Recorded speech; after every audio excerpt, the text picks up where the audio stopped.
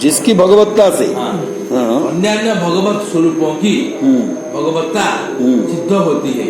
अच्छा, उसी भगवत स्वरूपों को ही स्वयं भगवान कहा जा सकता है। हाँ। एक ही दीपक से अनेक दीपक जलाए जाने पर जैसे उस एक दीपक को उन सबका मूल गिना जाता है, उसी प्रकार गुणावतार, मनोंतर अवतार आदि समस्त अवतारों का मूल श्री कृष्ण ही है। इसके प्रमाणों में विपरीत व्याख्या का खंडन करने वाला एक और श्लोक सुनिए। तथा ही भागवत है, अत्रासर्गो विसर्गस्य स्थानं पोषण मूतयः मनोन्तरेषां तथा निरोध मुक्तिराश्रयः दशमस्य विशुद्ध्यर्थं नवानामिहि लक्षणं वर्णयन्ति महात्मानः श्रुतेनार्थेन छान्दसा। श्रीमद् भागवत में सर्ग विसर्ग, स्थान पोषण, इति प्रति, मनोंतर के मनु आदि का चरित्र, ईश्वर के अवतारों तथा भक्तों का चरित्र, निरोध, मुक्ति एवं आश्रय, इन 10 पदार्थों के लक्षण कहे गए हैं। 10वां पदार्थ जो आश्रय है, उसके तत्व ज्ञान के लिए महात्मा लोग दूसरे 9 पदार्थों के स्वरूपों को कहीं श्रुति द्वारा और कहीं तात्पर्य वृत्ति के द्वारा एवं कहीं साक्षात रूप से वर्णन करते हैं। उनके निम्नलिखित 10 लक्षण कहे हैं। सर्ग त्रिगुण के परिणाम वश परमेश्वर से पंच महाभूत, पंच तन्मात्रा, 11 इंद्रिय एवं महतत्व तथा अहंकार तत्व की स्थूल रूप से जो उत्पत्ति है उसको सर्ग कहते हैं। विसर्ग ब्रह्मा से उत्पन्न चराचर की जो सृष्टि है उसे विसर्ग कहते हैं। स्थिति या स्थान श्री भगवान के द्वारा जीवों के दुखों के नाश का नाम स्थिति है। पोषण भक्तों के प्रति श्री भगवान की जो कृपा है उसका नाम पोषण है। पोषण है।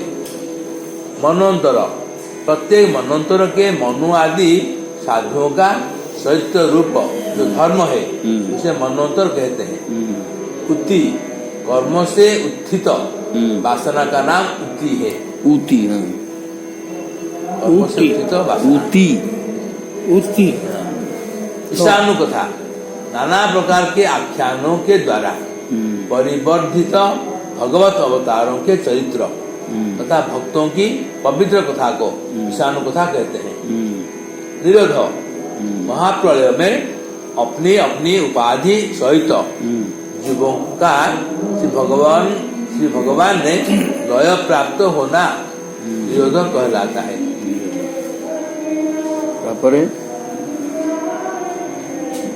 मुक्ति अविद्या के द्वारा आरोपित अज्ञान आदि कर्तृत्व आदि अभिनिवेश को त्यागते हुए माया के स्थूल एवं सूक्ष्म दोनों रूपों को छोड़कर शुद्ध जीव स्वरूप में किंवा भगवान के पार्षद रूप में अवस्थित होने का नाम मुक्ति है। मुक्ति है।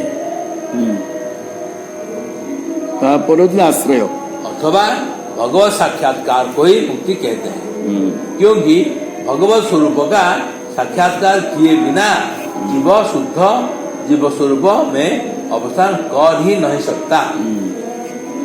आश्रय जिससे इस विश्व की उत्पत्ति एवं लय होती है तथा जिससे इस विश्व का प्रकाश होता है उसे आश्रय कहते हैं। अच्छा। उपासना के भेद से कोई उस आश्रय को ब्रह्म कहता है, कोई उसे परमात्मा और कोई उसे भगवान कहता है।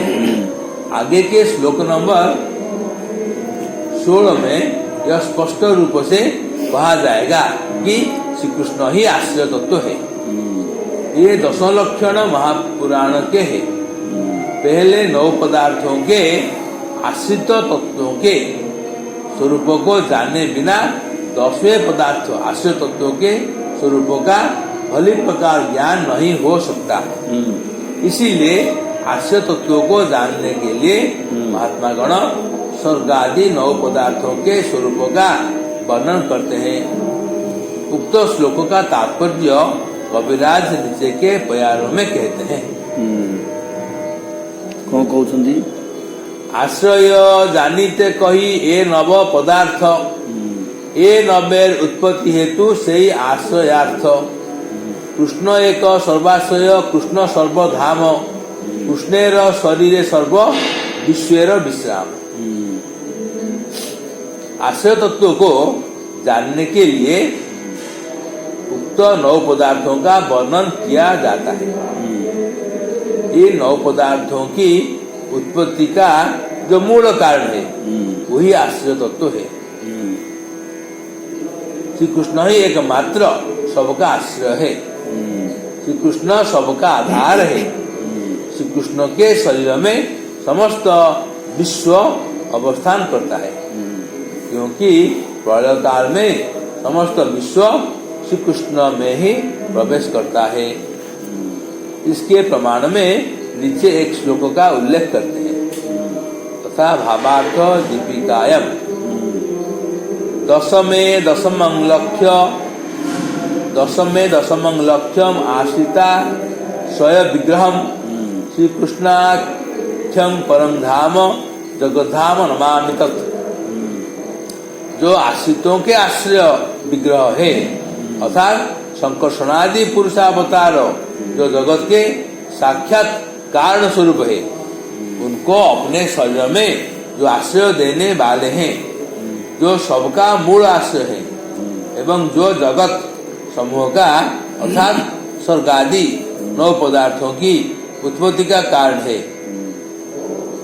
तथा श्रीमद् भागवत के 10वें स्कंद का जो आलोच्य विषय है श्री कृष्ण नामक उस 10वें पदार्थों को मैं नमस्कार करता हूँ। इस श्लोक से सिद्ध होता है कि स्वर्ग आदि 9 पदार्थों की उत्पत्ति श्री कृष्ण से ही है एवं समस्त भगवत स्वरूपों के आश्रय श्री कृष्ण ही है। यहाँ तक यह सिद्ध किया गया है कि श्री कृष्ण ही स्वयं भगवान है और वे सब अवतारों के अवतारी एवं अंशी है। कृष्णेर स्वरूपार शक्तित्रय ज्ञान जार भय तार नहीं कृष्णेते अज्ञान। कृष्णेर स्वरूपे हय षड्विध विलास प्राभव वैभव रूपे द्विविध प्रकाश अंश सत्यावेश रूपे द्विविधावतार बाल्य पौगंड धर्म द्वित प्रकार। श्री कृष्ण जिन जिन भगवत स्वरूपों से आविर्भूत होते हैं उन स्वरूपों का तथा श्री कृष्ण की अंतरंगा बहिरंगा एवं तटस्था इन तीनों शक्तियों का ज्ञान जिसको प्राप्त होता है उसे फिर श्री कृष्ण के विषय में कुछ अज्ञान नहीं रहता। श्री कृष्ण सब अवतारों के अवतारी है, यह ज्ञान दृढ़ हो जाता है। आगे श्री कृष्ण के स्वरूप का परिचय देते हैं। स्वयं रूप के अतिरिक्त साधारणतः श्री कृष्ण अन्य 6 रूपों से विहार करते हैं। एक प्राभव प्रकाश रूप से, 2 वैभव प्रकाश रूप से, 3 अंशावतार रूप से, 4 शक्त्यावेश अवतार रूप से, 5 बाल्य धर्म युक्त विग्रह से तथा 6 पौगंड धर्म युक्त विग्रह से। चैतन्य चरण टीका कहते कविराज ने ऊपर कहा है कि जिसे श्री कृष्ण के स्वरूप का तथा उनकी शक्ति का ज्ञान हो जाता है उसे फिर श्री कृष्ण के संबंध में कुछ अज्ञान बाकी नहीं रहता। अर्थात श्री कृष्ण के स्वरूप का ज्ञान न होने से ही उन्हें कोई श्री नारायण कहता है, कोई कुछ और कहता है। अतः कविराज श्री कृष्ण के समस्त स्वरूपों का परिचय देते हैं।